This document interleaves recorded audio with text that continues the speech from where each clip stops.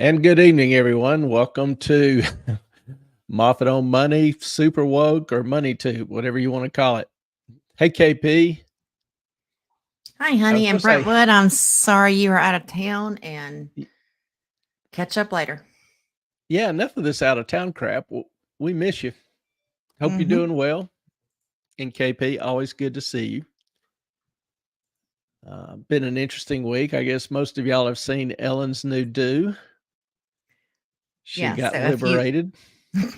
if you missed the short that we did, Clay cut about 6 inches off. It's still wet off my hair.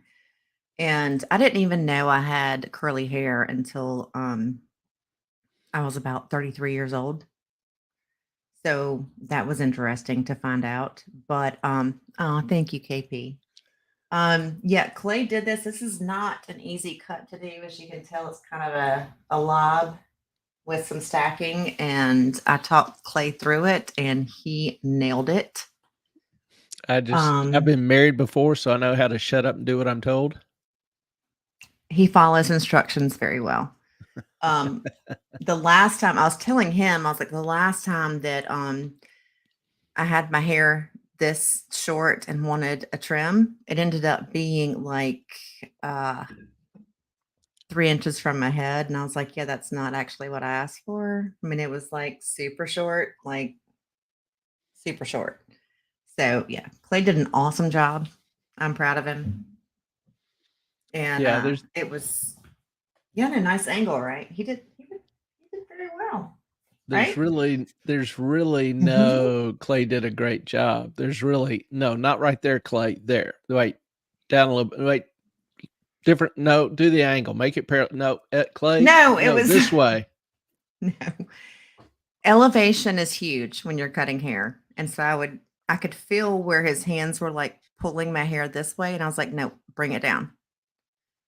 Because you got to keep some elevation. It's a thing. And yeah, Clay did an awesome job. Looks really good. The long layers are yay. I know, right?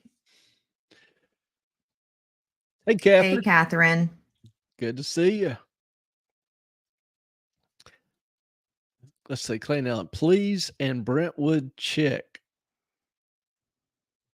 Brentwood Chic. You got to say it right. She's never going to watch us again if you don't get the name right. It's all right. Yeah, but I think he did a great job. I mean, look at this. I had a good teacher. He did awesome. This is his second haircut ever. The first one was during COVID when I just needed like some length taken off because where could you go to get a haircut? Nowhere. And so I kind of talked him through that and then talked him through this. And he did a fabulous job. All I had to do on the first one was just cut a straight line. And then on this Yeah. one, This one was much more difficult for shut up and you. do what I was told. No, you did layers. You did great. Thank you, thank you, thank you, everybody. Yes, they do feel so good. And it's good to have that weight off of my head, and it will get dry and look different in a little bit. If I got to turn my fan on. Hang on. It's hot as hell up here, by the way, still. We're working on it. Sorry about that.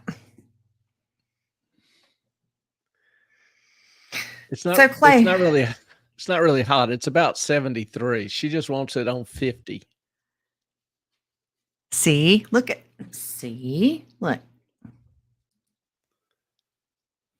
I love it a bit shorter in the back. He did a great job.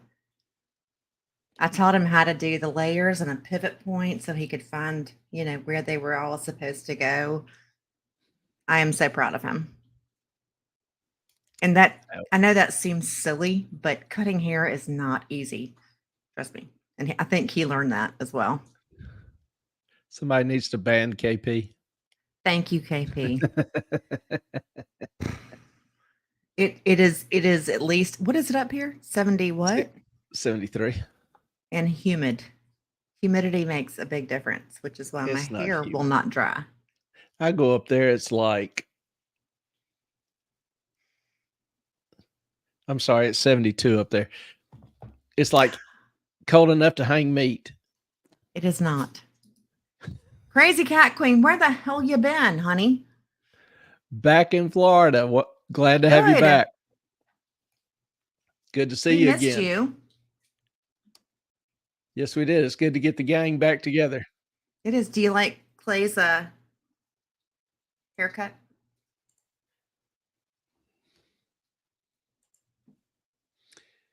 This is all Clay.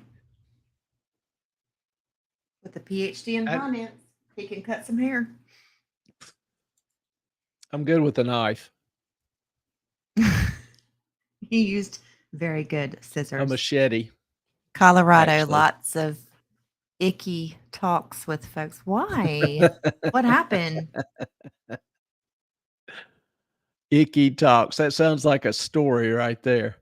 Mm-hmm. I'm a man of many talents. I just display a few on here. Listen, he can do way more than he says he can. This is second haircut. He did a very good job. Again, I'm giving him all the props because he nailed it.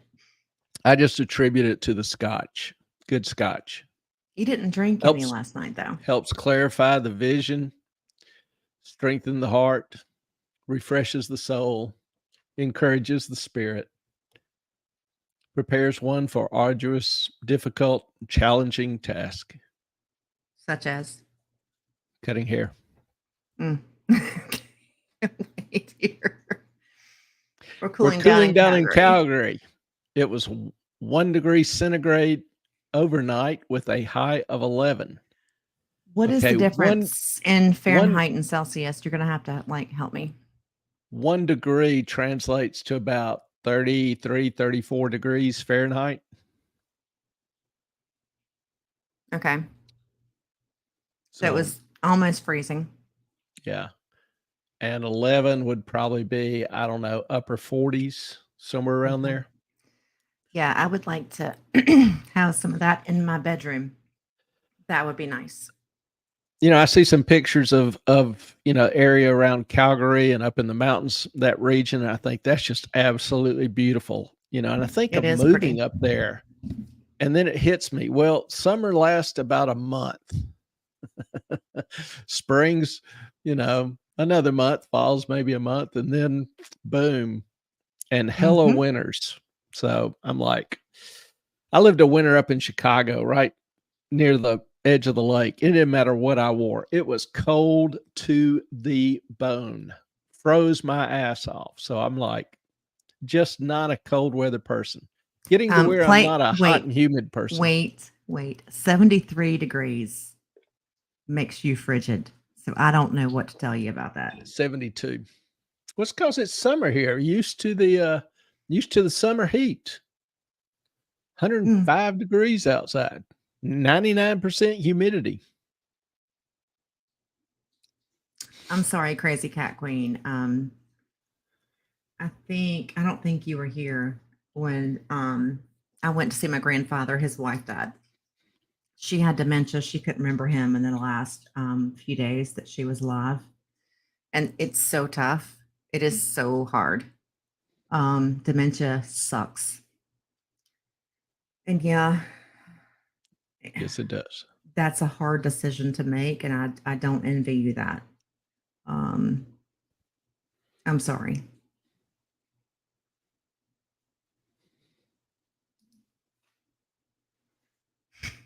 Alcohol does that for me too.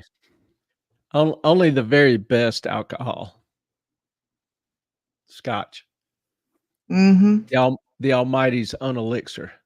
11 is 51 Fahrenheit. I wasn't far off. I said upper 40s. I used to keep my windows open when it was 50s here because it's cool. It feels so good to sleep in cold. All right, Gypsy Willow, you have the whole conversion. There you go. Yeah, I got the 32. Celsius I had times 9 divided by 5 plus 32. All right.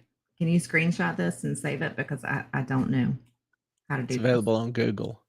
Oh.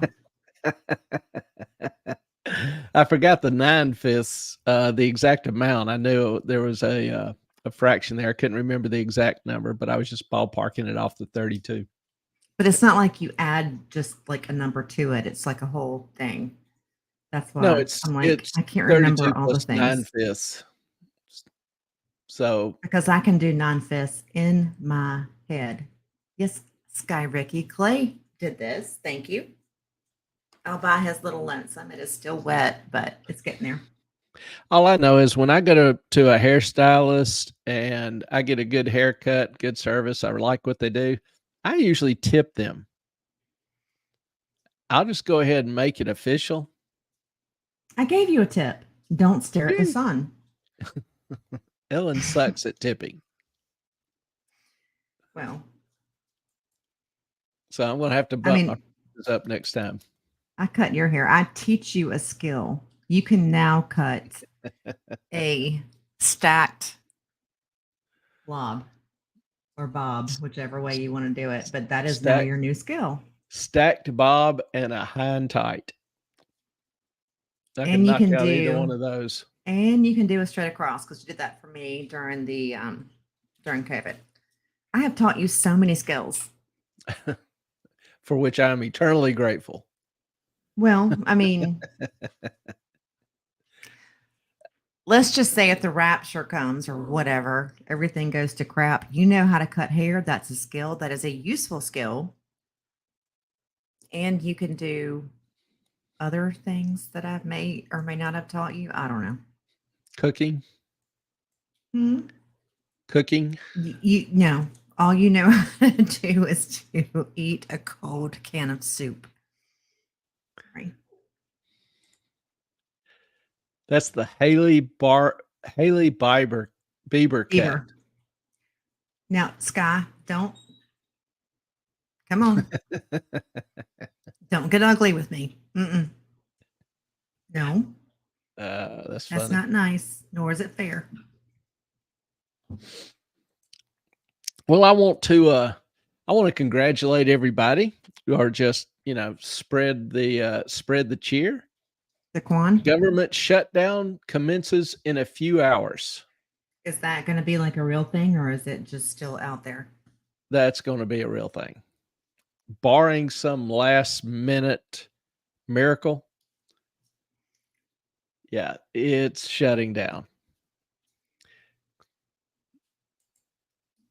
Oh, would you stop? This is my job. We made a decision weeks ago that I'm in charge of the chat. Now just calm down. Because we fight over it. Like, oh, you did it. No, I did it. Now it's gone. Yeah, Right. it's just habit. I see something, I think about it, and I click. Now, when I get going, it's hard for me to keep up with the conversation, particularly when y'all really start going to town. But right now, with Ellen doing most of the chatting, I'm like just enjoying the chat line. So, government shutdown in a few hours. House has last I saw, House has approved 4 appropriation bills, not continuing resolutions, not short-term stopgaps, but 4 actual appropriations bills that they claim would keep about 90% of the government running. Obviously, tantamount to a cut in spending. Well, the Dems in the Senate won't approve. Big difference is the Ukraine. So far, we've spent about $223 million per day since mid-February. Republicans, or a lot of Republicans want to stop that. Dems want to continue. So Can the you show government that? is going to shut down. Pardon?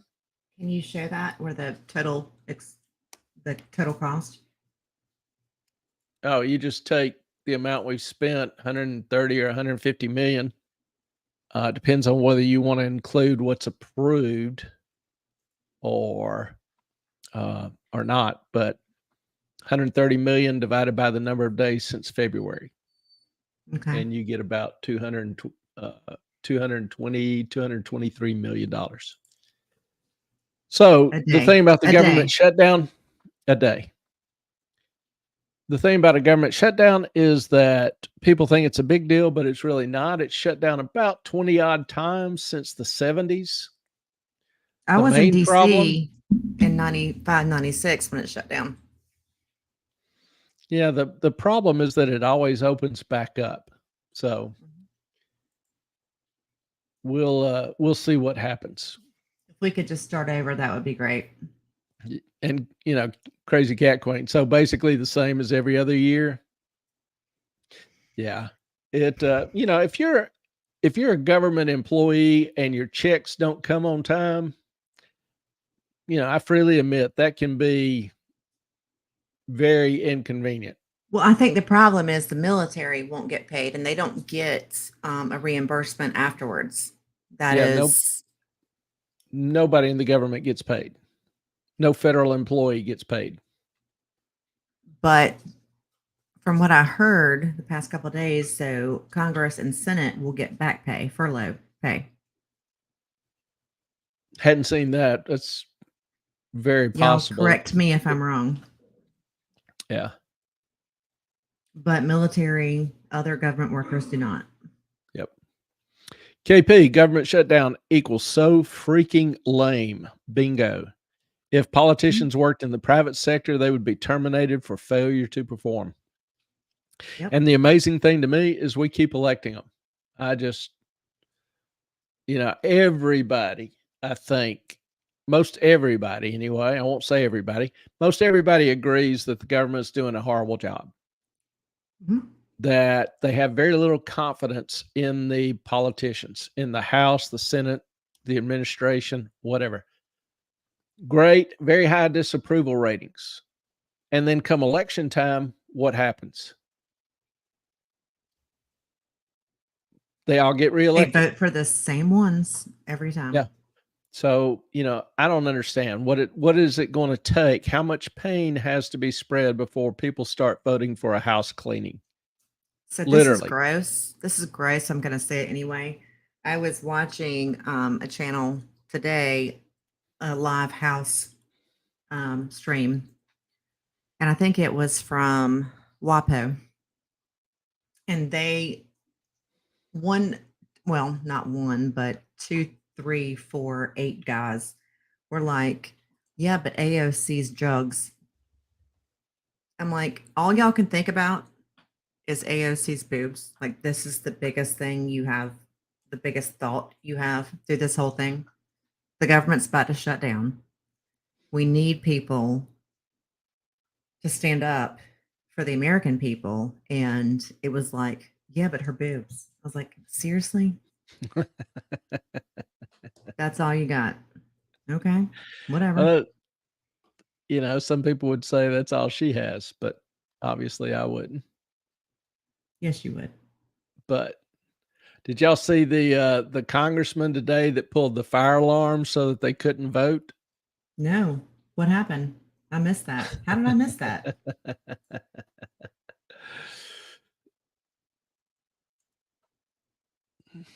Here is Who is Democrat that? Congressman Jamal Brown caught on security camera pulling a fire alarm to prevent a congressional vote.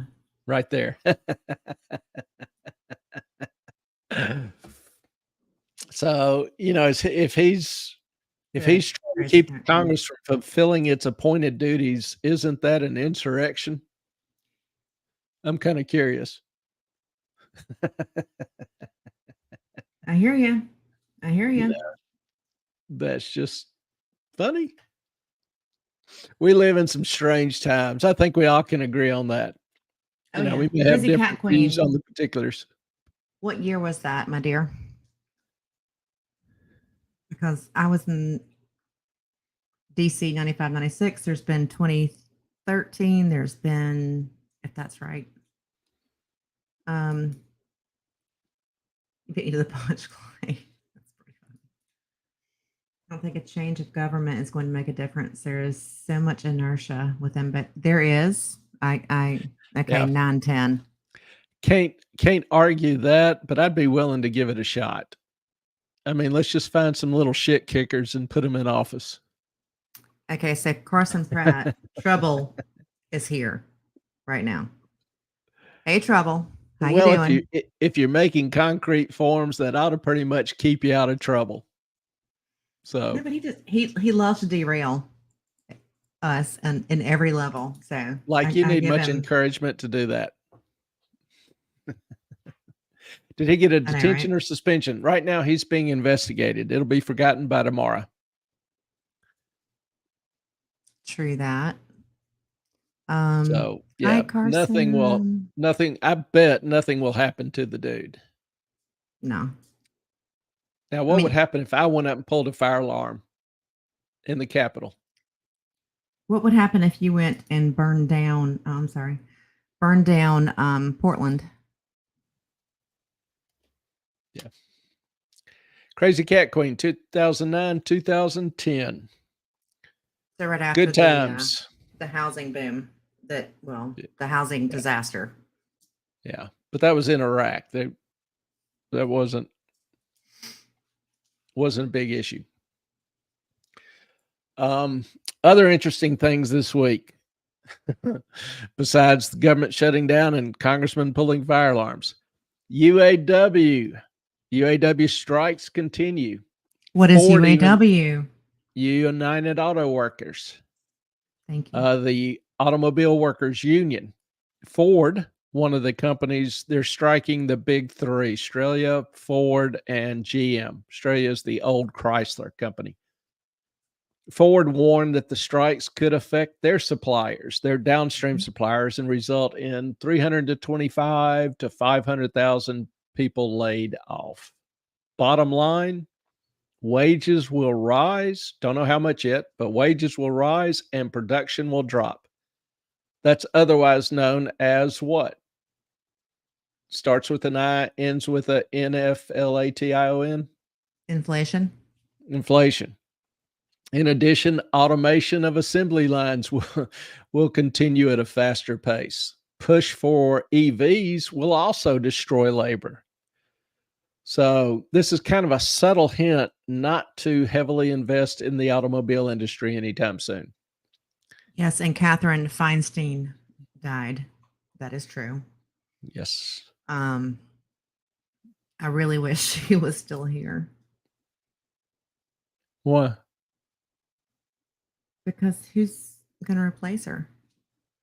I You know. know, We have so many Democrat subscribers and followers, and we're not trying to be rude or terrible, no, but I'm just going to leave I'm it at sorry, that. but anybody that has to be wheeled into Congress What or is their that? position Oh, okay. Sorry. I and be couldn't figure out. told how to vote doesn't need to be in office. I'm not talking about her politics. I'm just talking about, we have people in DC that have been up there way too long on both sides of the aisle. We need people that can form coherent sentences, people that can actually understand the ramifications of their actions. And I would love to see people up there that actually do what they say, but that's kind of a fantasy dream of mine. Crazy Cat Queen, R.I.P. Feinstein. Didn't like her for staying in so long, but also straight props for working to her death. Yeah, I mean, you gotta give somebody props for working until you cannot literally work anymore. Yeah, That's always a good thing, but at the same time, um, I thought about that, and I thought that was a little odd because if my health was failing, I'd want to be with my daughter, my family, my loved ones. Spend my last days, weeks, my last few minutes, whatever, with people that love me, instead of voting in Congress. But to each their own. Hopefully, she lived her life the way she wanted and has no regrets. Mitch McConnell needs to get out now, along with about 533 other people. And all God's people said, Amen. mm-hmm. I You think know, we need to. Can we do like a redo on the government? Can we just restart with people who have morals and ethics and are just not out to line their pockets or just to make everybody else miserable. Like, is that possible? Yeah, I personally think we need term limits. I think term limits would address a number of the issues, including going to Congress and, poor and leaving a multimillionaire, um, constantly spending your time trying to raise money for the next election, and which, really bends your ear towards those people who have the most money. I would like to see term limits, my own view. I agree. So what else is going on this week? Student loan payments begin this month. How cool is that? Um, Anybody with student loans are going, that's not cool.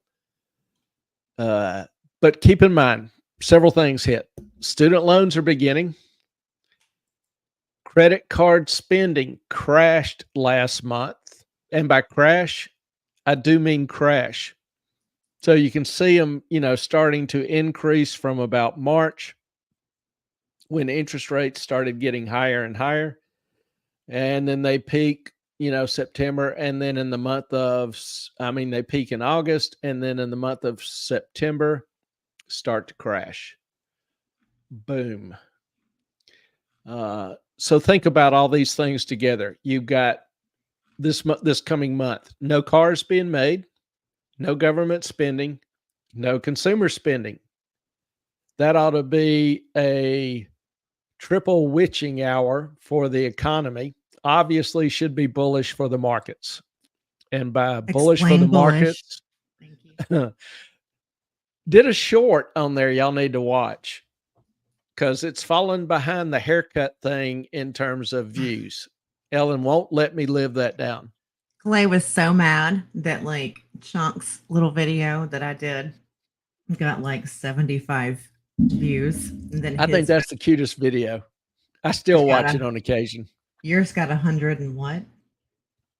I don't even know, honestly, 175, right now. I think.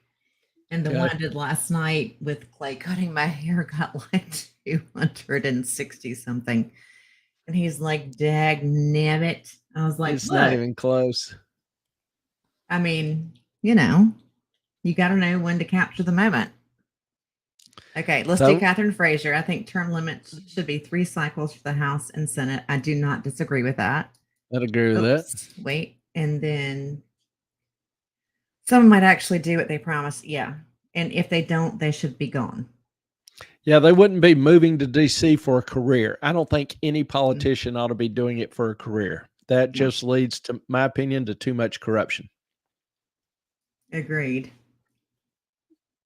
And then, student loan repayments. Is that going to interfere with his truck payment? I'm just curious. It's going to interfere with a lot of things. Oh, yeah. Catherine, I think too many elected office and upbuilding IOUs on both sides of the aisle. Everybody owes something to somebody. Agreed. I think that's a critical problem in our political system. And it shouldn't be both sides of the aisle. For you that you owe me something. Like, just go there and do what you say you're going to do what you promise the people that you're going to do, and then let's just freaking move on. Hang on.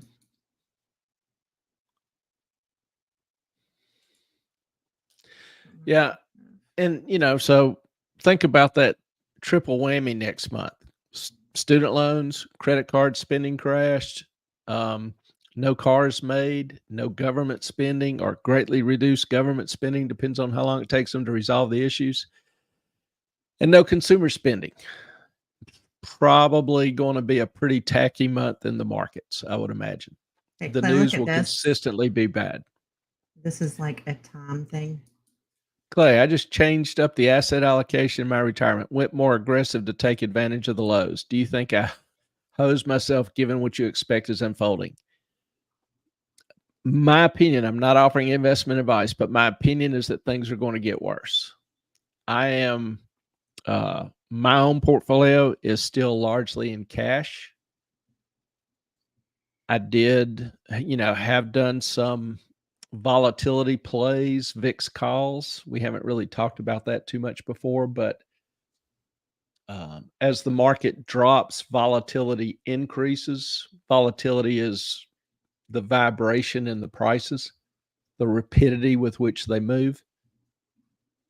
So I've done a little bit of that, a little energy, a little uranium, but mostly I'm still vast majority in cash. May I give my opinion because Sure. you have a background in finance, and I guess people expect a little more from you, and you have a little more. What's the word I'm looking for? They can I mean, blame you more than me.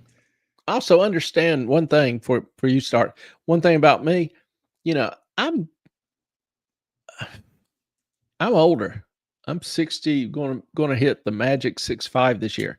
So I'm very I'm getting more conservative in terms of the risk I'll take, and that obviously shapes some of my decisions. But even if I were a younger man, I would still vast majority be in cash. Treasury bills are paying 5%, and that's a whole lot better than a 20% loss. If we May look I? at yeah, go ahead. Sorry. Okay, so here's the deal. In my opinion, I do not have the PhD in finance like Clay does. Just in my humble human street educated experience. Right now, oh, you're fine, Carrie Berry's mom. I would take everything out that you have at this point, and that will create all kinds of issues in the market. But do it while you can and wait until, because I think we all know the market is going to crash. We just don't know exactly when. And wait until everything hits the low and then reinvest. Yeah, just for information purposes, the September's ending. We know how the market's done. The Dow was down 3.5%. S&P's down 5. Nasdaq's down roughly 5.8, 5.9. Russell 2000 is down 6%. Now, what is each one of Russell those. 2000? Well, let me start off with the Dow. Okay. Dow's 30 stocks, generally large industrial international companies, 30 stocks. S&P 500 is 500 stocks, and it's, got stocks from all sorts of different industries, industrial classifications and groups. NASDAQ is 100 stocks. And then the Russell 2000 is 2,000 stocks. So the Russell 2000 is the broadest view of the market as a whole. So Clay, hang on. There is the limited amount of stocks you talked about at one point that was like Facebook and Google and the things. That's the fabulous 7 in the NASDAQ, 7 out of 100. Okay, because Jeremy Grantham said ignore those because it's not fairly appropriated to them. They're still going to be good no matter what. I know you did. Grantham's been listening to me. Backing up. Apparently he has.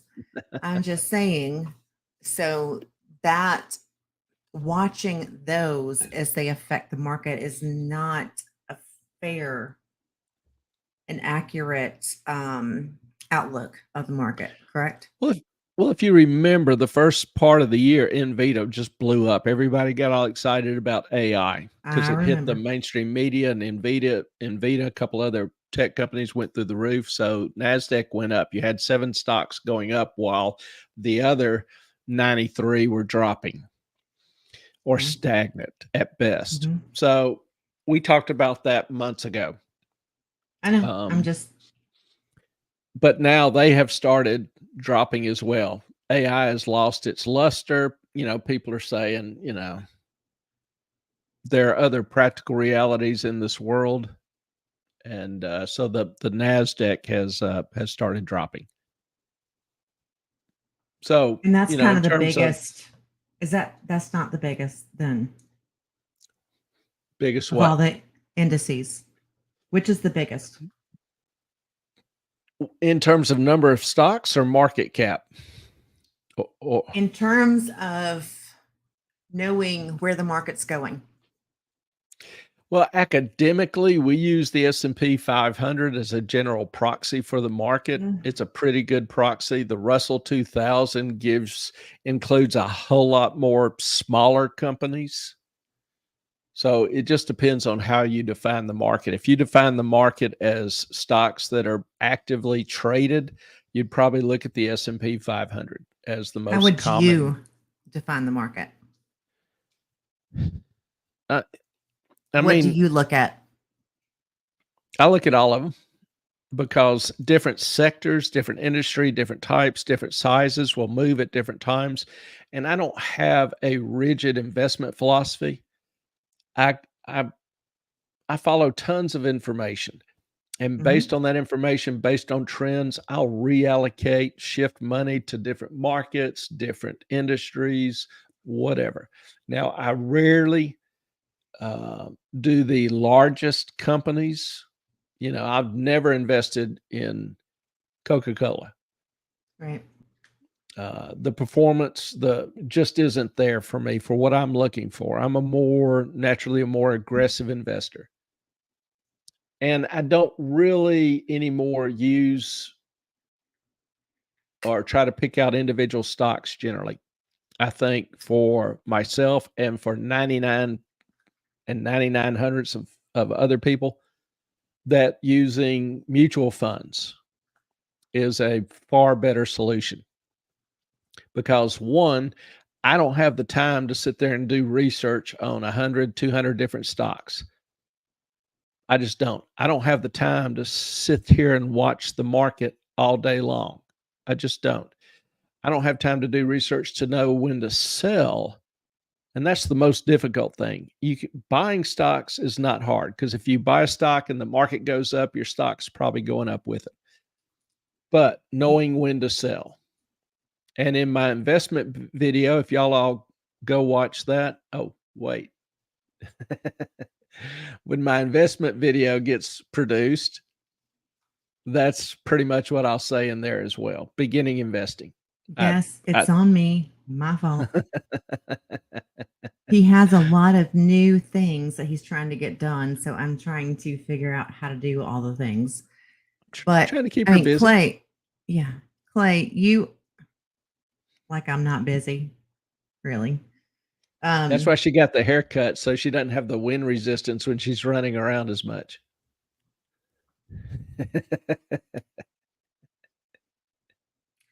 Clay, bless your heart. Bless your heart. um, the thing is, though, like you went into cash like right after COVID hit, Uh, or right over before. a over a year and a half ago. Yeah. Well, you went to mostly cash, Yes. and then you went to almost all cash. Um,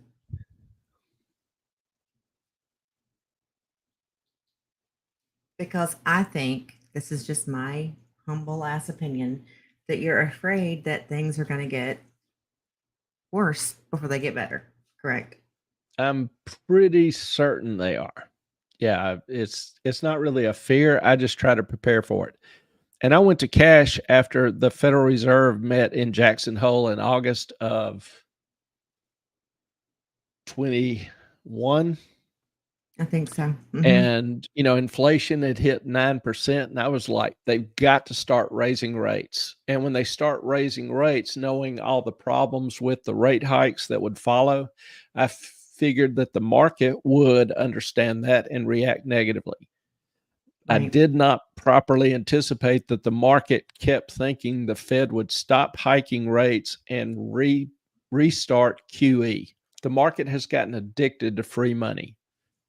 Remember Because the it's Q bullish right now, which means it thinks it's going to keep going up. However, no. no. Now when I See, I have say it wrong. when I say that's probably bullish, I'm being sarcastic. I know that, but bullish is the market thinks it's going to keep going up. Bullish is someone with a view that the market is going up. Bearish is someone with a view that the market's going down. So, throughout 22, I would do little things. But as rates started going, I was content to stay in treasuries at 5%. And, some of the market did go up, like the Fab 7 with NASDAQ, um, and I will never say that my crystal ball is perfect. But my timing for the past 30 years, my understanding of the trends for the past 30 years has been pretty good. My worst year investing, I lost about GMC 2%. or GM? No, 99. I lost about 2%. All And right. most years, I'm double digits or well into double digits. So I'm pretty comfortable with my investment philosophy. So Carrie Berry's mom, when to take a profit and not be too greedy. And then Crazy Cat Queen here, we have got Clay. I forgot to ask, how does the government shutdown affect Social Security payment, military retirement? Social Security has a separate funding. Mm-hmm. So those shouldn't be, I don't think they'll be affected. Military retirements are administered by VA and are funded by the general obligation budget. So I think they'll be paused. I think there was an issue today when I was watching Congress or the House and their stuff, and they were saying that Social Security would be cut. And I know they can't actually do that. They can say they can do it, but basically from what I understand and watching both sides, is that the only reason that they won't approve, sorry, I've been sneezing all day. It's something I'm allergic to. I don't know what it is. Is that ADHD? I'm sorry. Well, while you're thinking of that, let me go ahead and throw this out. Social Security payments will continue, but Social Security offices, which are government employees, will stop, will close. Whoa. Wait. Processing stuff will pause. Like in getting letters for things? Yes. Great. Now, going back to Carrie Berry's question, when to take profit? That's one reason why I recommend mutual funds, is because the fund has a full-time professional manager and a staff of analysts tracking the companies and all the data, and they have specific targets and goals and whatever. So you don't have to worry about timing the sales or reinvesting those proceeds. Investing, buying specific stocks, unless you buy and hold them for 10 years, 20 years, gets terribly time consuming. And the information you get as an individual is generally a little delayed. I have a Bloomberg terminal, but most people don't. And I can get pretty much instantaneous data off that terminal. But that's not available to most people. So that's why I would suggest for most people to use mutual funds. Hire the best managers you can to manage your money, and they'll do it for 1/4 or 0.5% per year, which is pretty damn cheap. I hear somebody whining, a little jealous. Just to Luna. Don't lick me. You've been eating that bull stick. No, thank you. Carson, I thought the government shutdown was the miracle. Didn't we all? Well, that would have been nice. I consider it a reprieve because it will start up before long. Mm-hmm. You know, one thing that What did you? Damn it! Sorry, I one was saving my soup, and she just got her little head into it. So yeah. now I can't eat it. One thing that I heard was that members of Congress, and I think Ellen mentioned this a little bit earlier, will get some fee or compensation for their being in DC while all this is going on. Their pay ought to be the first one cut, and it ought not be reimbursed, in my opinion. How does the government shutdown affect student loan repayments if there's no one to process it? Ellen, I'm going to turn your mic off. That's a little noisy. I'm done. How does government shutdown affect student loan repayments? If there's no one to process it, we shouldn't pay it, right? Don't want to overwhelm the system. I think you've got a great point. Yeah. But yeah, you still owe your money. You still owe your taxes. You may not get paid. The government doesn't have to pay you on time, but you still have to pay the government on time. And yes, that was does not care.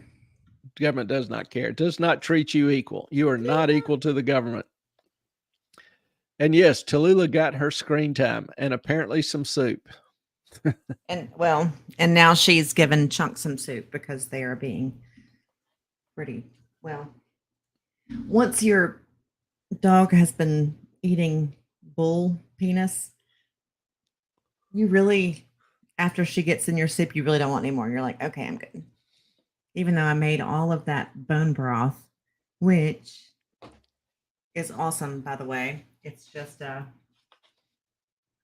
I just don't want bull dick in it. I'm sorry. It's kind of gross. Yeah, Ellen is using the vernacular for dog treats called bully sticks that Yes. we cut in half for each of them. They're about that long, and we cut them in half for each of the dogs, but it's really hard and they chew on it for hours. So it kind of entertains them while we're on the show. And they generally are in love with chewing on these sticks. So, but they smell awful. And but makes them happy. But when she hops on my lap and she's just like, hey, Mom, I want to get on the desk, and I forget that the soup's back there, and then she puts her face in it, I'm good. She can have it. okay. All right, let's see. Carson. There's some other news going on in the world. Hang on. Yes, making concrete forms does make it difficult to derail. Good. You keep doing that, honey bunny. I'm kidding. Ellen is wholly sufficient at derailing on her own. She needs no assistance. Mm-hmm. You Catherine, eventually become. Go ahead. Go ahead. You go ahead. No, because I don't know what LTWM means. That's why I was going to let you do it. Lieutenant William. Light women? I don't know. Episode of. All right, Catherine. Help us out. Somebody. Yeah, I can't quite get that one. While she's typing, I'll throw out something else. We don't watch a whole lot of TV, so yes. Some of y'all will be glad to know this. You got to make that much bigger. Law Talk with Mike. Oh, yeah. Okay. Don't know who that is, but seems like everybody else does. Yeah, we all do. But I will catch him up a little bit later. Okay. Y'all will also be interested to know, talking about things in the market, that home sales tanked last month. Home mortgages have been puking. So, that brings up the question, or begs the question, are mortgages on the way to 8%? Yes, they are. And existing home sales, will they hit 2010 lows? They very well might. So how does all this end? Also Not good. saw also saw where the average price of homes is up 6%. The median price of homes is down 6%. How I'm does that sorry, happen? 6,000. Average is up 6,000, median is down 6,000. And that's a good question. How does that happen? Well, if you think about the way the numbers are calculated, average just takes all the numbers, sums them together, and divides by the number, right? So if you have a real large value, it skews the average.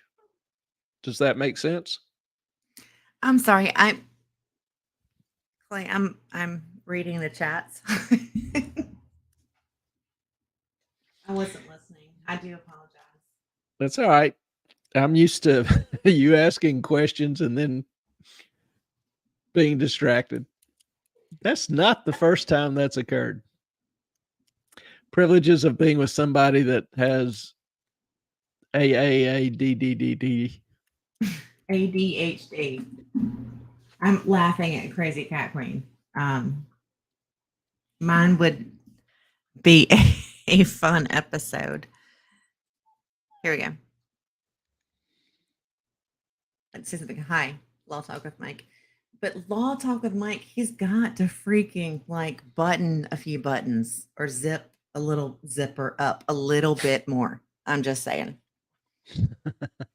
How do Clay you has think he no gets y'all to idea what we're watch? talking about, but I I'm have no, just saying. I'm starting to understand. How do you think he gets y'all to watch so faithfully? No. That trust me, that's not it. Y'all like a He little Steven admit he's it. in Chicago. He's the one that introduced Rob to that icky liquor. Uncivil? No, not liquor. That y'all help. It's Malort. Oh. That's where Rob had Malort. Thank y'all. Yep. There you go. See, Okay. here it comes. Malort. Malort. Yeah, he's the one that introduced Rob to Malort, which became like a whole nother issue in and of itself. And yeah. Malort, here comes Malort. I know. All right. Well, you gotta Back to catch the up. question. And the screaming goats. True. But the goats, hang on. The goats belong to what's her name? She's in Illinois as well. Now y'all are killing me on this. Because she had goats that would speak or yell out when everyone was talking. Y'all, you're killing me. I know, Clay. I'm sorry. You're kind of missing this whole. Y'all know what I'm talking about, though. This whole thing. Emily Baker. No, it wasn't Edie. No, she didn't start the screaming of the goats. It was actually a stream that Mike did with this female in Illinois. They sent EDB one, they sent Rob one because the goat just kept interrupting. And I can't remember who it was. Sorry. All right. Well, you're trying to think. Let's talk about what's going on in the world. We talk about several things that are not going well in the economy as a whole, but I'm not done. Talked about home sales crashing, mortgage applications puking. Average price is up 6%. Median price is down 6%. Remember the difference between the two. Average is just the sum of the numbers. Median is where you have an equal number on each side. Okay. So median isn't sensitive to outliers, to having a real high value or real low value. So if average is increasing and median is decreasing, then that indicates that you've got high outliers. That, in other words, the upper price homes are selling. People who don't need mortgages, buying million or multi-million dollar homes, are still buying. But everybody else, houses aren't selling and prices are starting to drop. So that's kind of how I would look at that explanation of average versus median. Still not done yet. Bad things in the economy or negative things in the economy. Biden has proposed his 5-year energy plan. And for the first time since energy plans have been a thing, he is blocking all leases off of Alaska, the Pacific, and the Atlantic, with only a couple of Gulf oil leases through 2029. That's actually was required by law. He didn't have any choice in that. So, just to put it in perspective, Biden has 3 leases being granted or auctioned off from now tonight to 2029. Trump's plan envisioned 47 leases being auctioned off. So if you look at the number of producing rigs in the country, they're continuing to decline every month this year. And remember, several times I've pointed out that cheap energy is a precursor to economic growth and prosperity. So you can pretty much kiss cheap energy goodbye.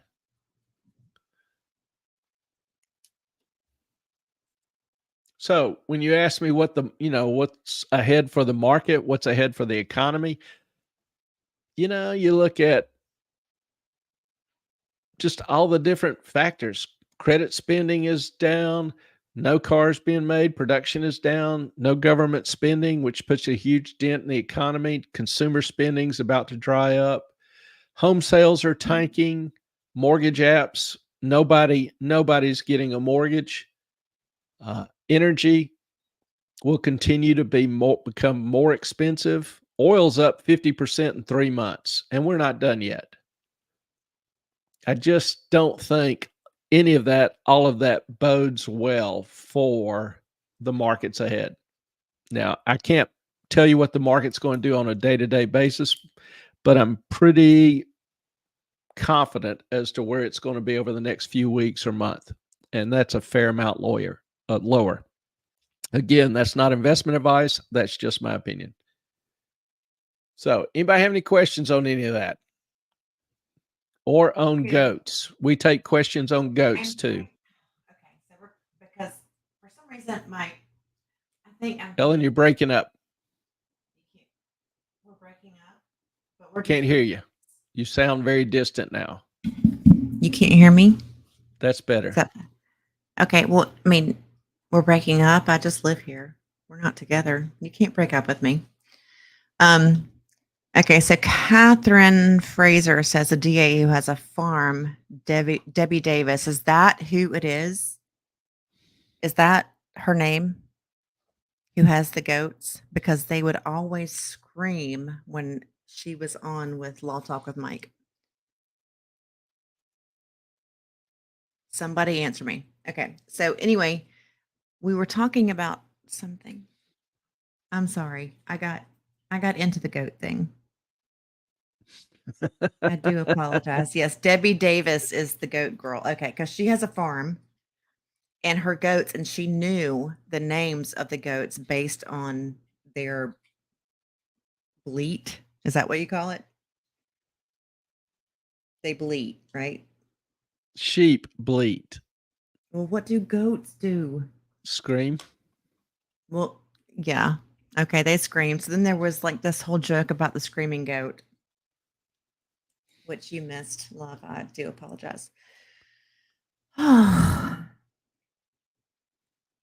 know.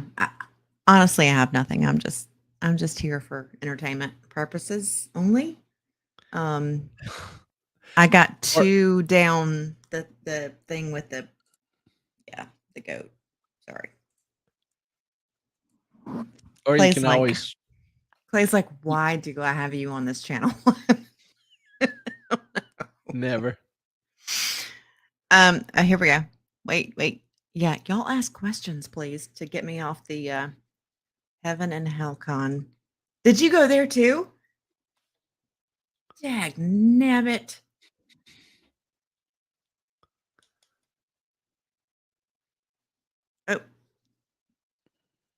Really? I need All of them? the screaming Lucifer, goat. Maze, Chloe, Amenadiel, Kane, Linda, Dan, Ella? Really? I need the screaming goat when things derail. Yeah, you do. But if I get you a screaming goat, you'll just use it on me all the You, time. you damn right I will. You'll be like, shut up. Ah! Not a thing. We're getting a So screaming goat. no, we're not getting a screaming We're goat. getting a screaming goat. I We don't are know how not that works paying on for a StreamYard, but we're getting a screaming screaming goat. goat. Also, we need a swoosh. Where's our swoosh? Crazy Cat Queen. Seriously? Like, when are you picking me up? And where is it? That's the whole thing. Uh, where is it? Oh, it's in in Chicago. Chicago. Duh. Yeah, I know. I should have seen that and made a connection. All right, so how are we gonna work this out? All right. Well, Email us. We're gonna figure this out. yeah. Because I just gotta. Nabbit. You got to get a job, get the money. I have a then go. job. It's taking care of you and doing your channel. Thank you. That doesn't pay enough. This shit doesn't make itself. Yeah. Mm-hmm. Couple of questions I received actually this week. One of them was from a former student who asked if a credit event was going to happen. What's a credit event? I've talked about difficulty or crisis in the bond markets. Mm-hmm. And a credit event is when you have high defaults in credit, such as bonds, such as banks. 2007, 2008 was a credit event. And the higher interest rates may be, a lot of people think they are. I'm probably one of them, sparking a credit event. But historically, the high yield bonds, remember, they're investment grade bonds. So you've got this chart here. The pink is investment grade, IG. The blue or purple is high yield or junk, oftentimes called junk. Investment grade are those higher rated securities that pension plans and banks can invest in. Higher yield are for other institutional investors or individuals who are trying to live off income and generally go for higher yield. And historically, high yield funds would be more sensitive to credit events, credit risk, because it's lower rated security. The companies have less cash flow covering their debt service, and they're at greater risk to default or go bankrupt if interest rates spike, which is currently happening. And the question is, why have investment yields spreads, widen? Or why have the prices dropped on investment grade, but not really impacted high yield? And it's a fair question. Like I say, historically in 2007, 2008, spreads rose as the risk or perceived risk rose.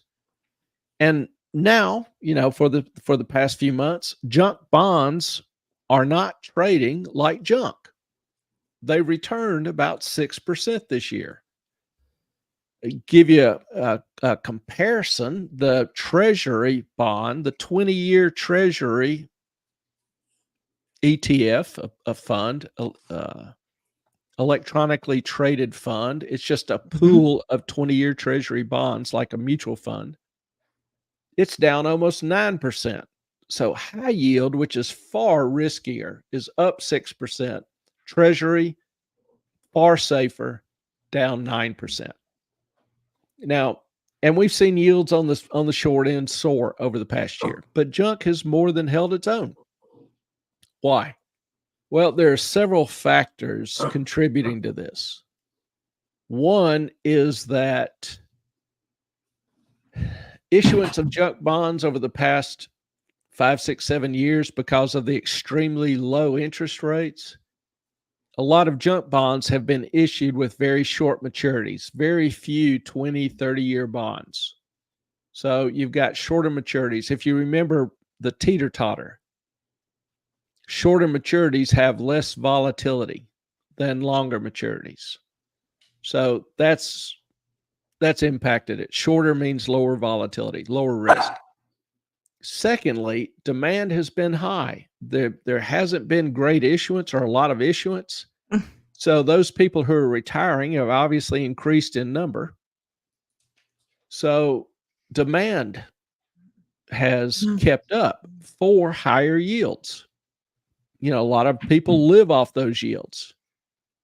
In addition, and this is a big reason, before the 2008 global financial crisis, there wasn't $1 trillion in assets under management in high yield.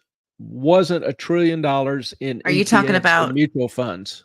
Are you talking about commercial real estate that's about to go under, or is that? No, talking about high yield bonds. I don't know what that means. High yield bonds with a very high yield, bonds that are junk bonds that are issued by firms that are at more risk of going bankrupt. If they're junk, then why are they high yield? Because they're bigger risk? Yeah. Okay. If a company has more risk of going bankrupt, they get higher interest cost. Sorry, So they have to pay higher interest.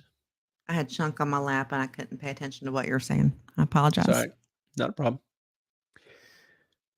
So now you have these ETFs, these mutual funds holding a ton of the junk bond market. And these funds can't trade the junk bonds. They have to maintain either the entire portfolio or at least 95% in junk bonds. So it's not like the managers can say, hey, risk is increasing for these securities going bankrupt. Let me dump them and just stay in cash. They can't do that anymore. So you don't have the dumping of the high yield bonds, smaller market, shorter maturities, and less ability to trade. Means that the prices are holding up and the spreads on junk are not widening out like they should. Does that make sense? Yes. Now, to anybody out there, if I say something that doesn't make sense, don't hesitate to let me know. But we've got Catherine Fraser says, Fraser, excuse me. I suspect there is a lot of cash that nobody wants to commit. Increasingly, you've seen a lot of cash, a lot of cash leaving banks. We've talked about the runs on banks going into treasuries. You've seen, money coming out of the markets, stock and bond markets, moving into money market mutual funds or treasuries. No problem. So, investors are getting more cautious, but you haven't seen a lot of the dumping of the high yields because of those three reasons. So there's a huge shift, a huge change in structure in the market. It's not that people are behaving differently, it's that they're investing in a different way. And so that instead of buying the bonds individually, and instead of institutional investors being the ones buying the bonds, you're having these mutual funds and ETFs buy the bonds.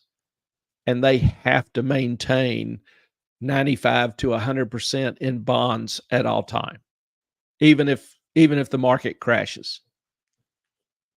That's a big difference. So they're going to maintain their holdings no matter what. So that's how I would explain that difference, why investment grade is dropping and high yield is not. The big key to that is that the ones who don't dump, the ones who are buying the mutual funds, buying the ETFs, are generally ma and pa, what I refer to as ma and pa investors, little investors. And ma and pa traditionally are the ones who are late to the party. They're the last ones on the bus. And so they are generally the worst performing investors. Do They what, hold Ellie? out longer. Yeah, they They don't hold out. have the Yeah. information, and they're usually the last to know. So you have structurally a vastly different market. And so it's reasonable to expect a different reaction or response. It's become a much less informed market. And that's one thing, try to do here when we review the market is try to give you more current information, let you know what's going on behind the scenes that you don't read in the major media. It is likely that yields will continue to rise. I can't guarantee it, but I almost can guarantee it. China's selling US debt, Japan's selling US debt, Saudi Arabia is selling US debt, Federal Reserve is selling US debt. Nobody wants US debt. The US budget deficit has ballooned, so Because we they're can't pay issuing it. more and more debt. And so the Treasury is increasing auction sizes. It's increasing the supply of treasuries it sells.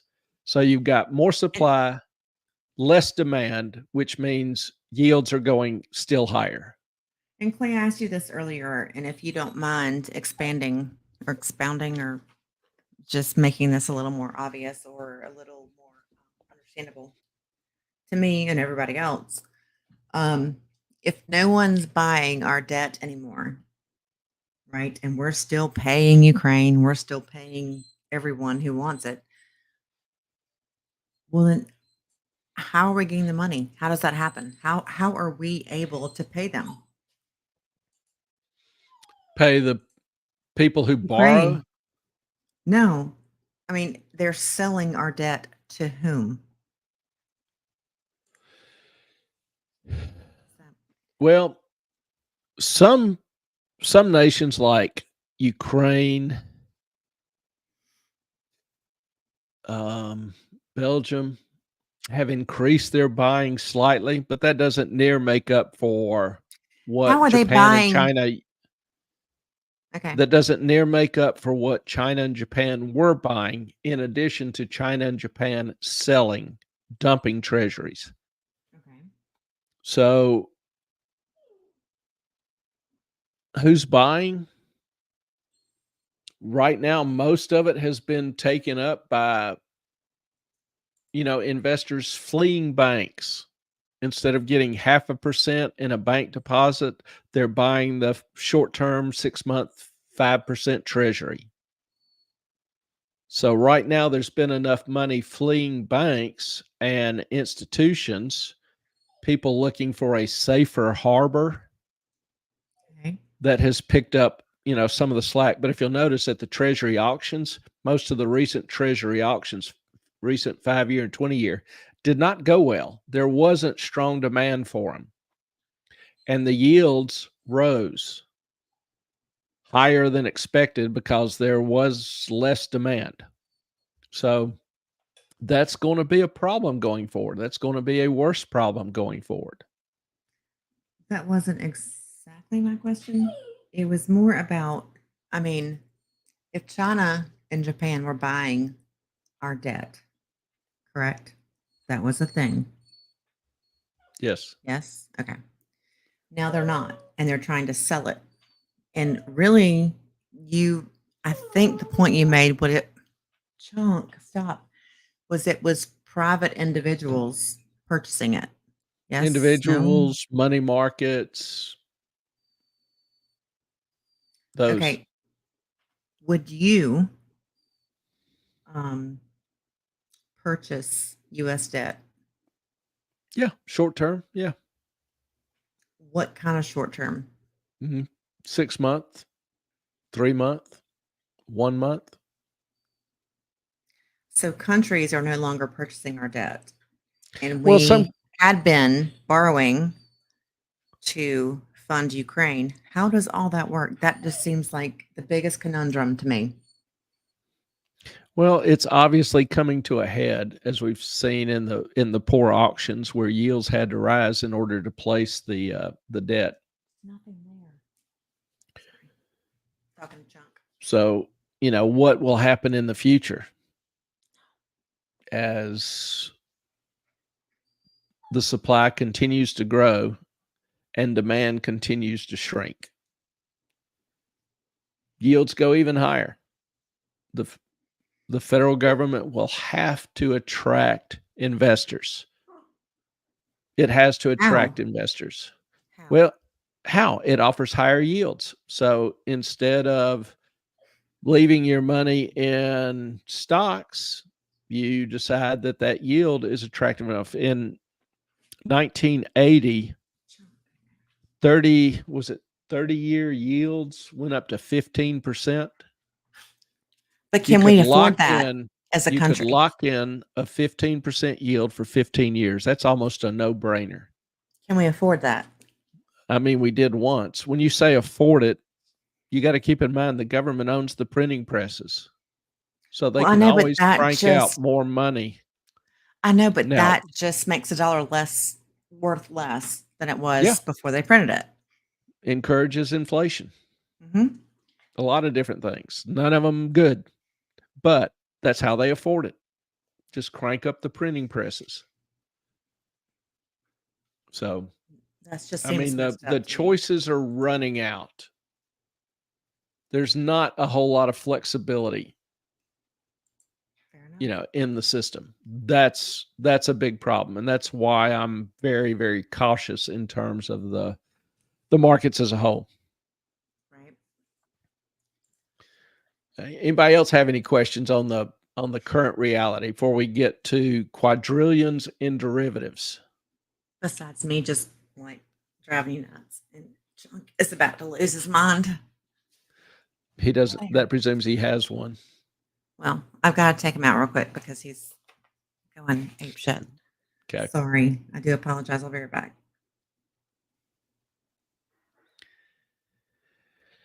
All right.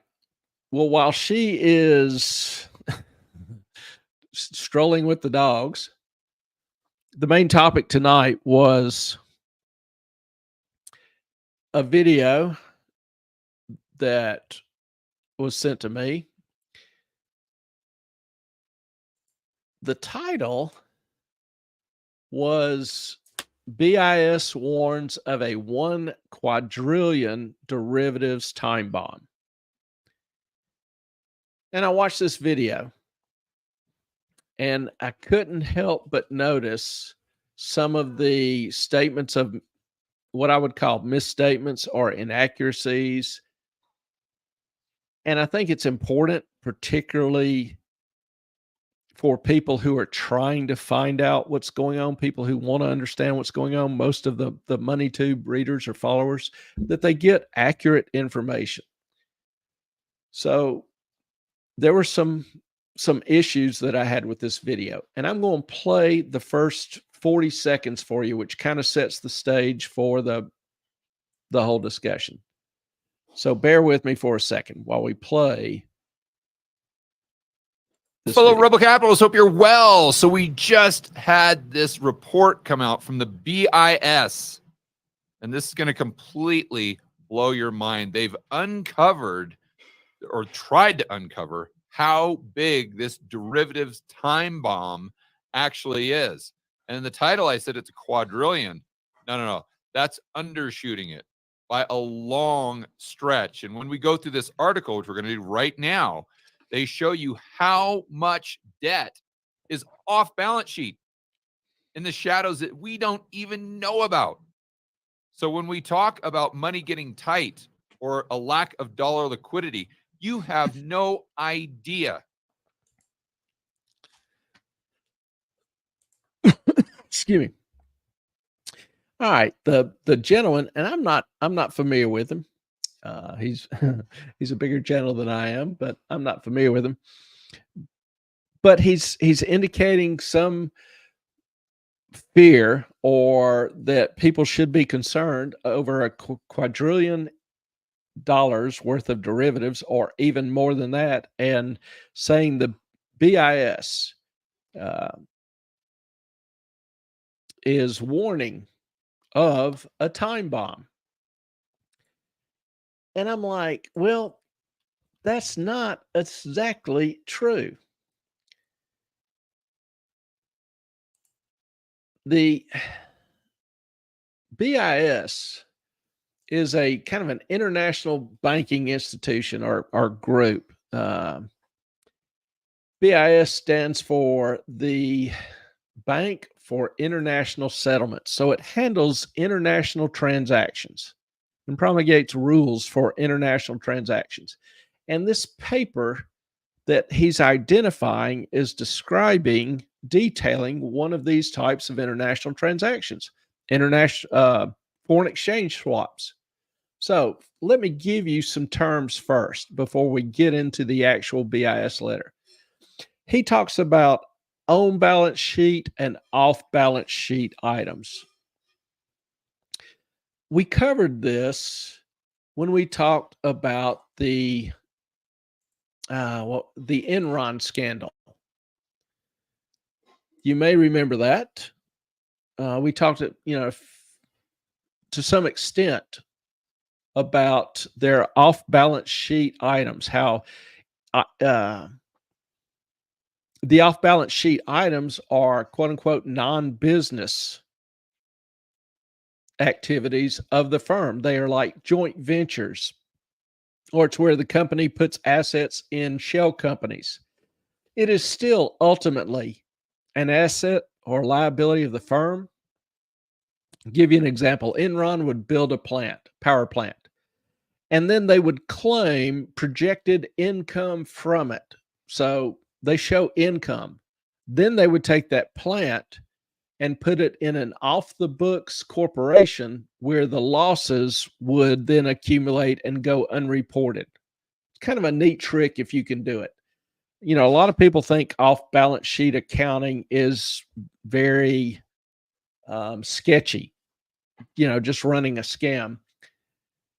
But that's the way a lot of countries, and in this country, a lot of accounting standards require is that certain things are off-balance sheet items. Ellen is coming in the room here. Well, since the dogs ate my food, I brought you a little chocolate and scotch. Oh. And I promised them I'd let them out, so then I'll be upstairs shortly. Okay, thank you. She brought me a little scotch. I don't know if you can see this, but this is actually a little bottle of dark chocolate with a creamy center that is a different scotch. It's like a sample kit. And this actually includes Talisker, which is, another fine scotch. The rather rich flavor. Anyway, so the BIS article is talking about bank swaps of currencies, which are fundamentally an interest rate swap. Now, what do I mean when I say interest rate swap? See if I can get this up.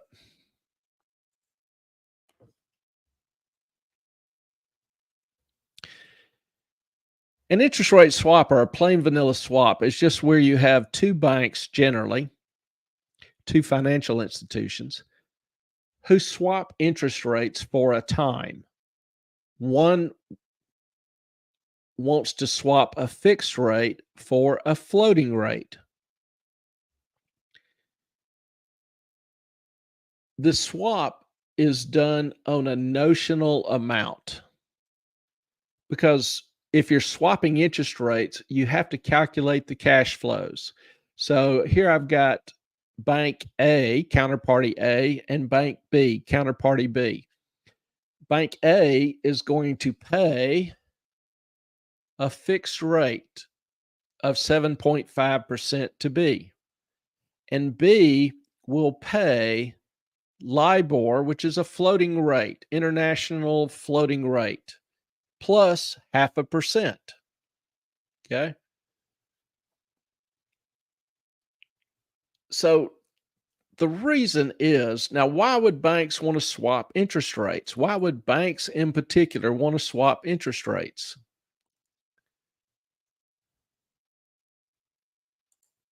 Here is a picture of a bank balance sheet, assets and liabilities. If you'll notice, the assets, the main assets banks have are mortgages, Well, in the US, mortgages are fixed rate for 30 years, common mortgage. So as interest rates shift, move, those mortgages don't move.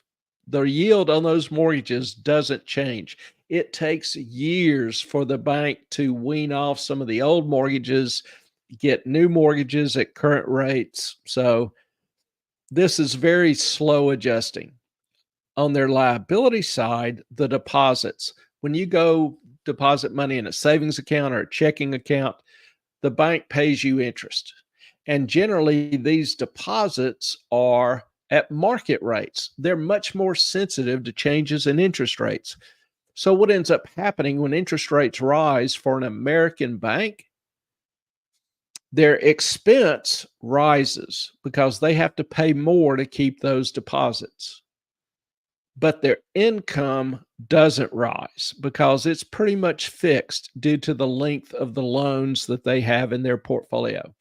So the bank profit margin is squeezed as interest rates rise. Therefore, in an effort to mitigate this risk, banks will enter in swaps. If they have fixed rates in their assets, then they'll take a portion of that and pay it to another bank, generally in Europe, because interestingly, Europe has an exactly reverse situation from the US. Europe's assets are floating rate and their liabilities are fixed. Their deposits are fixed. So they want fixed rate. The US banks are looking for floating rate, so they can help each other out by doing this interest rate swap. That way, if interest rates rise, the bank who's receiving floating rate receives an increase in income. If interest rates drop, the bank who is receiving fixed has steady income while their deposits, the interest they pay on their deposits drops. So their profits widen. Crazy Cat Queen. Wait, BIS as in Treaty of Versailles? BIS? You very well may be right.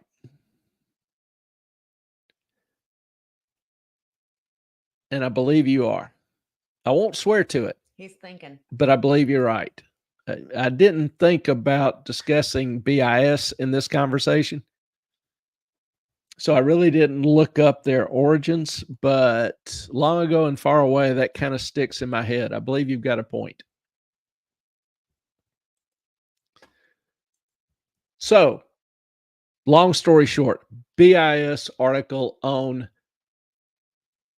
currency exchange, which is basically an interest rate swap, but denominated in different currencies. Now, the BIS article is a modestly lengthy article, and it is a technical article. So I am not going to detail a lot of the specifics in it, but I'll sum it up, Cliff Notes version. It's just explaining the swaps, the foreign exchange swaps in different currencies, particularly the US dollar, the euro, and the Japanese yen. Now, this article is explanation, it's detail, it's not a warning. If you'll remember the video that I showed you, he was presenting it as the BIS is warning about a time bomb. There is nothing in here that indicates a time bomb or that the BIS has any fear of this blowing up, turning into a time bomb. Not only that, this article doesn't mention Quadrillion once. So the gentleman is somewhat misleading in his opening statement, and then kind of it continues and expands on it through the video. I'm not going to detail the whole video, But this article simply is talking about swaps and how banks manage their balance sheet currency position, both in euro dollars and foreign exchange hedging. Crazy Cat Queen, what is Clay's definition of modestly lengthy? 20 pages, 40 pages, 100 pages? It's more than 100. Definitely. Yeah, it goes for a while. I asked him to read a book for like that someone gave me that was about 100 pages. And within like 30 minutes, he was like, all right, read it. I'm like, really? He was like, yeah. And I was like, okay.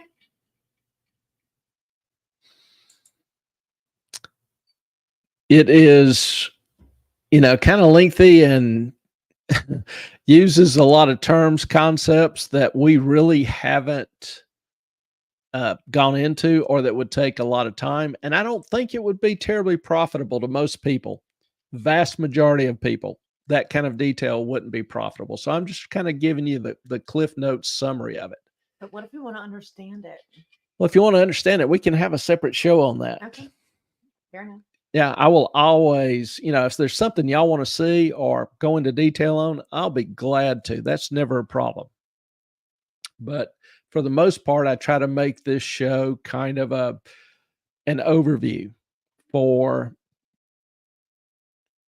beginning investors or non-technical investors. We're working on that. I'm working on that. Yeah. So BIS isn't warning about anything. They're explaining in some detail. They never mention the quadrillion or the size of these positions. And the gentleman goes into some detail, being shocked that there are off-balance sheet positions. He's kind of shocked that U.S. banks have dollars on balance sheet and yen off balance sheet, or that Japan has yen on balance sheet and dollars off balance sheet. Well, we already know derivatives, exchanges, swaps are off balance sheet items as required by GAAP. The shock that American banks have dollars on balance sheet is because all their deposits are in dollars. If you deposit money in a U.S. bank, you're going to deposit dollars. So that goes on their balance sheet. If they lend dollars to some other country, to Japan, in exchange for yen, they have risk with the yen that the currency exchange rate, dollars to yen, will change. So if they receive 100 million yen, if they do a swap, let me simplify it. If they do a swap on 100 million yen, they've got the risk that inflation will change the value of that 100 million yen and the interest they receive.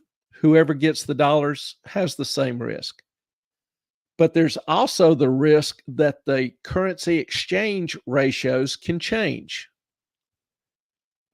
And those ratios can change, a quarter, a tenth, a quarter, a half, 1%, 1.5% a day. May I stop you real quick? Sure. We were talking earlier before I went to take the dogs out about we just print more money to pay for our debts, right? If China and Japan aren't anymore bankrolling us for what we send to Ukraine, then we're just printing more money. So how does that fit into what you were just saying? There's inflation risk.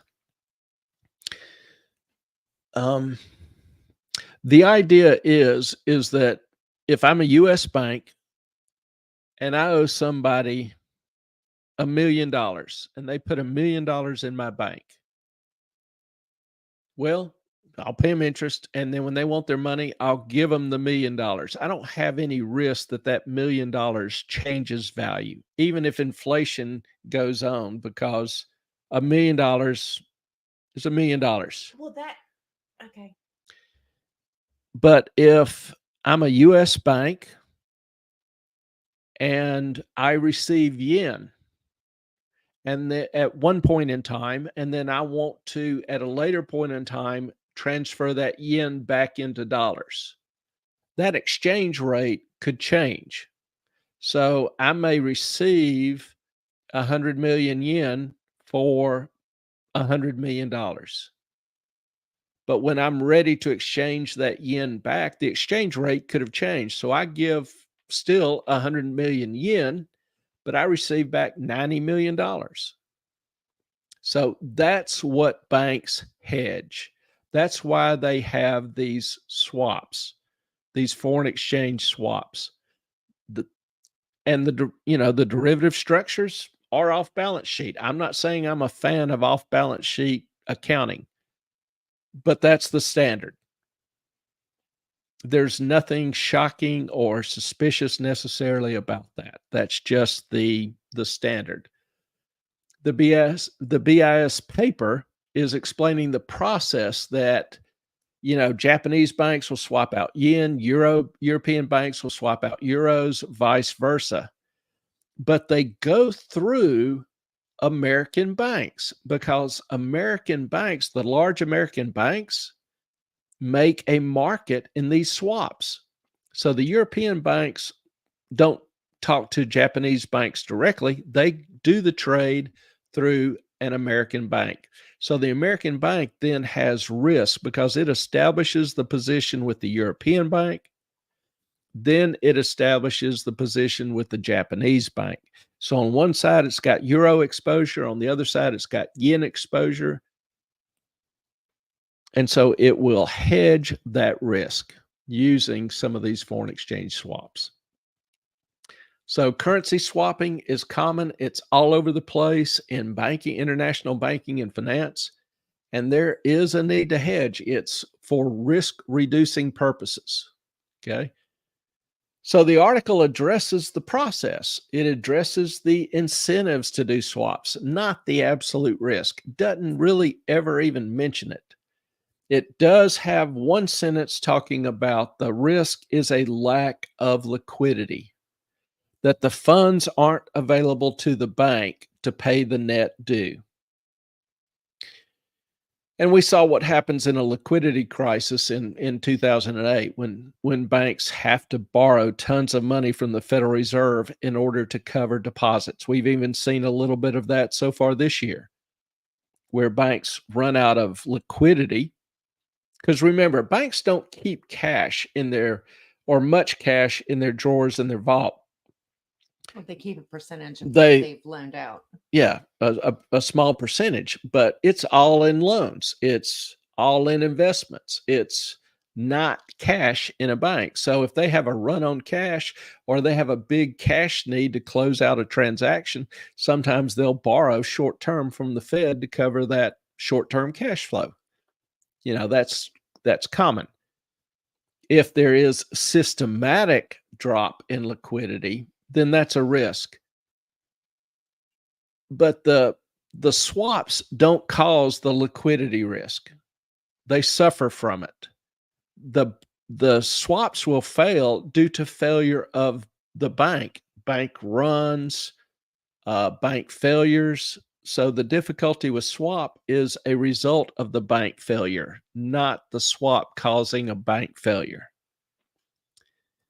Now, in this guy's video, the quadrillion that he addresses actually came from a separate article. All of the world's money and markets in one visualization. Now, this is kind of an interesting article. I'll agree. And I'm trying to make it bigger, but it's really not working. So Here, what? make that bigger. Hit that. It won't help a whole lot. It It's will. it's Look, small print. Look, it Yeah. does. Helps a lot. Okay. Well, see, like right here. I don't think you see that, but the article title is All of the World's Money and Markets in One Visualization, 2022, published 10 months ago. So it's basically using these little squares to compare the relative size of the different aggregates that it lists. It starts off with SBF, our well-known, much-loved dude. Starts our- off with one square at $1 billion. And our hyphenated last name. Hyphenated last name. If Only you watched dude in the last world. time, Clay was like, there are no such things. Only dude in the world with a hyphenated last name. Okay. So here, 10 months ago, it listed his net worth as $1 billion, which I don't know what they were thinking, whether or not they are kind of hinting. Or remember how FTX had tons of Bitcoin stolen from it the day it failed? Somebody had the passwords. I'm not saying SBF did it, but he certainly had the passwords, and that's all I'm going to say about that. And then you've got sports teams here, squares get a little bigger, and then cryptocurrency. You look at the size of all the value of cryptocurrency, and this shows cryptocurrency worth $760 billion as of the date of print. I checked it today, and it's up to about $1.2 trillion. So making a little bit of a comeback. I like Crazy Cat Queen's comment. Sam Bankman, not so freed, not fried, but freed. So then you've got the Federal trial. You need to do that or look into it. You were hinting. the federal trials on his is on what charges? That's Crazy Cat Queen. I don't know. I have not kept up with that. I've been looking after the other things like Murdaugh and That also reminds me, Crazy Congress. Cat Queen was going to read some of the Murdaugh documents and give us a summary one or night. at least for the We're not letting you off the hat, CCQ. Kathy Hill issues. Kathy Hill issues. Yeah. And All the fraud. No shit. You're hinting. and Ed Catherine, you are hinting. Maybe just a little. Subtle hints. Subliminal suggestions, maybe. Then we look at military spending. And hold on, we're going to get to the good stuff here. Currency, you see the relative size of the currency in the markets. Gold, okay, both in jewelry, coins, on down the line. Then the world's billionaires. There are 2,668 billionaires who have a total worth $12.7 trillion. Dagnammit. That's a lot of money. Central bank balance sheets. Central banks still hold more money than the billionaires, so I don't know what to say about that. The S&P 500. Now, this square over here is all the other stocks of the S&P 500. Here it lists specific stocks such as Apple, Microsoft, Alphabet, which used to be called Google, and on down the line. What'd you call it? I was asking about something earlier. You called them Who? Frocks or Frooks or the seven, the big ones. Fab 7. The Fab 7. Yes, thank you. Yeah. Then you've got relative GDP of the U.S. versus China. It's like, shut up and go away. No. It's just your mind works a little different than mine, and that's okay. It has its advantages and it has its place. But not It's right timing. now. Isn't he cute? Bless him. No, we all have our gifts. And Ellen has some wonderful gifts. It sometimes is a little difficult to focus when she's around, but nonetheless, it gets done. I don't know how to focus. So there you go. The global money supply. So let me scooch on down here. Global debt. That does not look good. You'll notice these get bigger as we go further down the list. The squares get more and more. What does the black mean? The black is non-financial debt. Okay. Pink is government debt. Which is most of it. Financial sector debt. Wait, go back up. Is this And then households. We are taking care of other countries? No, this is Government just debt? international debt, total of international debt. So adding the debt of all governments is 22% of all debt. in the world, in the world, not just U.S. not just the Okay. U.S. We've got some comments. Even his parents are now implicated. I got to admit, I'm a little happy about that as well. Somebody was telling him not to take salary, but take it all as loans, which is flat out criminal, especially when there's no loan documents, no repayments, no interest being paid, being charged, etc. It was just a scam. And interestingly, his parents are tax attorneys. FTX didn't have tax attorneys. So where the hell did he get that idea? Anyway, there you go. And Catherine, he could probably make gifts out of me, but I think he means to have more gifts than gifts. Gifts, as in gifts of grace and sweetness of spirit and warmth of heart and ornery as hell. And irritating as hell. She's like a big Morky. Oh, stop. I'm going to give her a bully stick in a minute. No, you're not. Here is... They might think that you're thinking something otherwise on that. Yeah. Global real estate. His mother is on the ethics board at Stanford, which is really freaking scary to me. That's true. Yeah. I just, Sam didn't learn how to be a corrupt POS on his own. Yeah. He was well trained in that from early years. Mm-hmm. And I freely will assess blame on parents for ill-mannered, poorly taught kids. I do understand that there are some good parents out there, and there's just some genetic issues with the kid, or drugs get involved, whatever.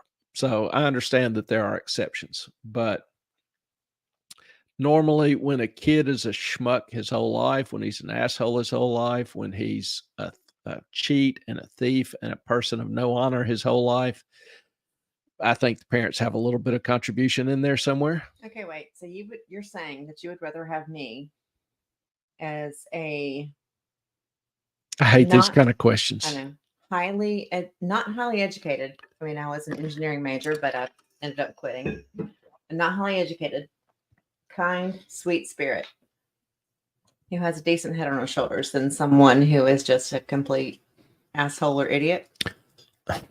Yeah, is that really even a question? I've repeatedly said in public that brains are overrated. Wait, I have brains. And by that, so much focus on people's degrees or scoring high on an IQ test, something of that nature. And I've known an awful lot of crooks. I've known an awful lot of idiots with PhDs. I have my PhD. That doesn't make me intrinsically brighter or smarter or better than anybody else. It just means I have spent a fair amount of time focused in a very narrow area.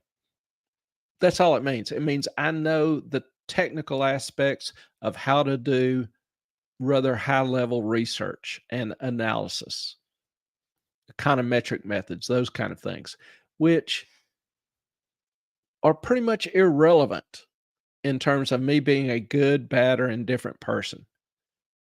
So, what I look for in a, companion or friend, I'm not looking for a debate partner. I can get all that I want at school. I'm looking for someone to be my piece, to be my rib, to help me in the areas which I am weak and need help in, to not add confusion and chaos and whatever to my life. So I'm a simple guy. I don't have an IQ test.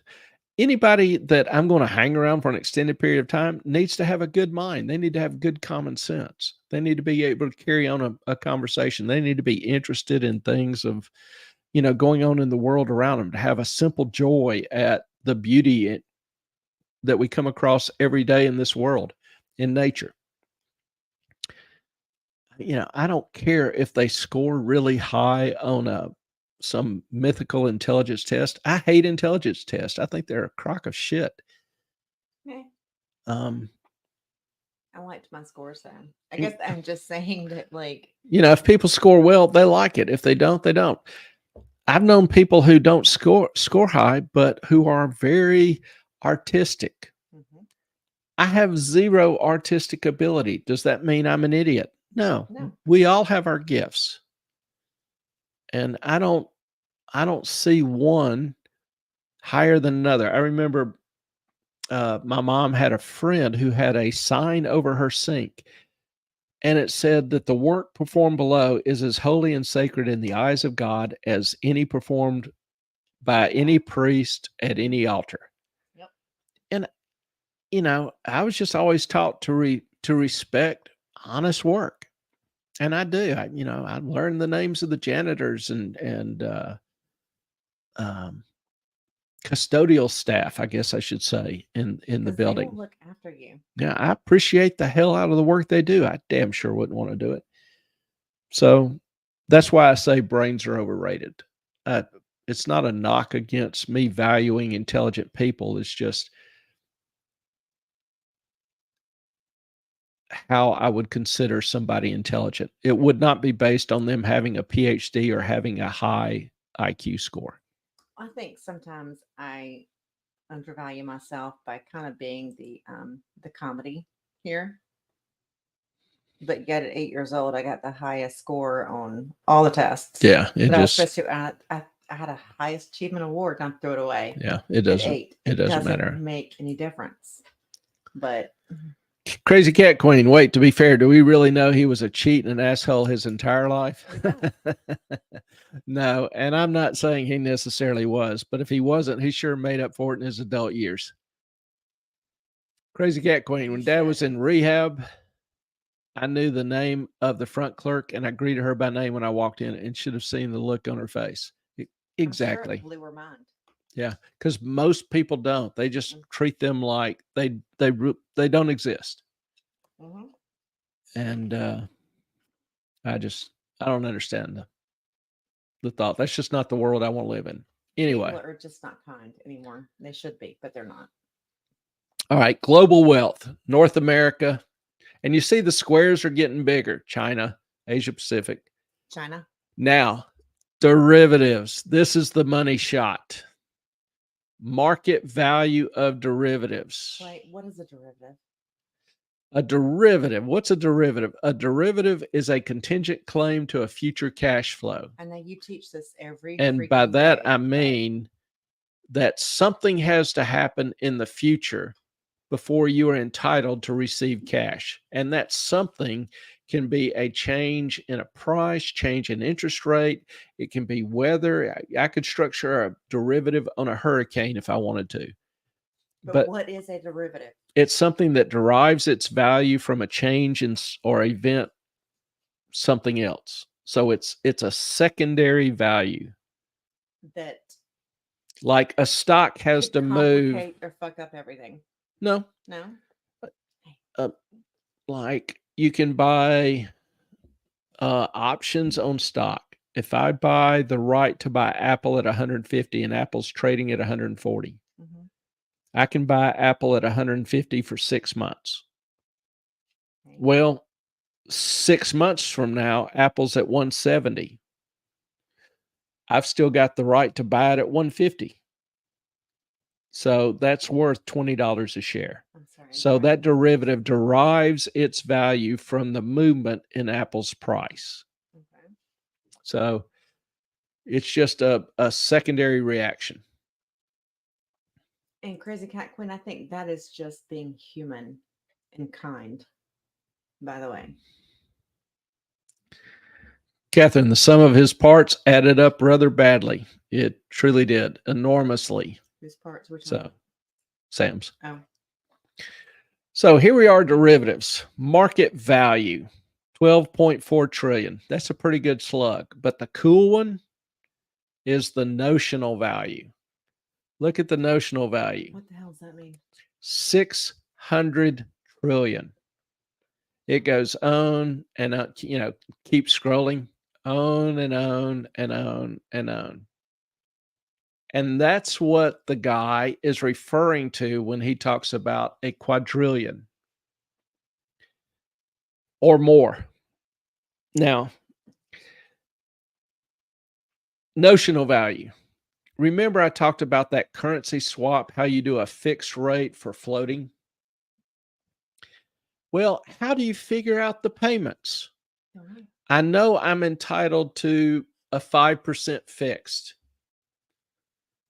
and I pay a 3% floating. Well, the amount of that cash flow is determined by the notional amount. It's just a contractual number. I use $100 million. So 5% on $100 million is 5 million. So I receive $5 million. I pay floating. I pay 3% floating. So I pay $3 million. So net, I receive $2 million. So the 100 million is just a calculation value. That's the notional amount. It's just a paper amount. It's not actual cash that's at risk or traded. It's just used to figure the amount of cash that is traded or owed or received. So when people talk about derivatives being such a huge component in the world and try to fearmonger people into being afraid of that, they're almost always using notional value, which is almost completely irrelevant to the actual cash at risk. And so I have a problem with that. Obviously, I teach derivatives. That's your main thing you do teach. And, that's the field I have worked in for years. So it's a little bit of a honesty issue to me that people have accurate information and don't have fear unnecessarily pumped their way using mythical, irrelevant numbers. So this is a cool little graphical representation of wealth. Some of it is, interesting or amusing. Will you put the link in the Chat? comment? Yeah. Yeah, do that. Just so you guys can look at it and see exactly what it is if you want to study it yourself. There you go. And just to be clear, I don't receive any money off that. So you visit it all you want. I know so many, people in the Moneytube or whatever, try to direct you to sites where they get paid or reimbursed or get some fee or whatever. I don't. Never will. The only thing that I would get paid for are monies that you are well aware of. If there's, a super chat or a membership, advertising revenues. So if you click on one of my videos and there's an ad that pops up, I might get 1/10 of a cent off of that, whatever. But I don't post or recommend anything that I receive any remuneration or compensation from or consideration from. We don't do this we do this to make sure that you know what's going on with the markets. And if you are invested in the markets, that you have some idea of what is going on and what you can expect or not. We aim to teach because I think we've both done a lot of that throughout our lives. And that's it. And we hope that you get something out of this. Yeah, I don't know what the hell she's here for. I'm here just because I enjoy y'all's company. So I'm here to have something for them to look at while you're talking. So kidding. But just saying. And the dude is shocked that Japan banks have tons of dollars, an off balance sheet. Well, how does a Japanese bank get dollars? do American tourists travel to Japan and spend dollars or No. exchange dollars for yen? No. Never happens. So, and he calls, some of these transactions loans. They are not loans. They're swaps. The notional amount, it's a swap, it's not a loan. So there are several issues there. No need to be concerned about risk you don't have. There's enough risk that you do have that you ought to be paying attention to, not chasing some contrived or convenient excuse for a risk. If we have a banking crisis and a currency swap fails, a currency swap with a Japanese bank fails, I trust me, that will be the least of your worries. Absolutely the least of your worries. So I think your time and energy is better focused on risks that you actually have and understanding risk you actually have and how to manage them. Anyway, that's my rant for the night. I think we're beyond our time. And actually, when Are we? Yeah, we are. And get to my 30s, what? I can't see it. When I was a kid in my 30s, I absolutely exchanged dollars into yen directly at the bank. LOL. Crazy Cat Queen. You are contributing to the risk of the entire economy. It's all Crazy Cat Queen. It's all your fault. No, I'm kidding. Crazy Cat Queen, we have missed you. It's been a while, and we're glad to see you back.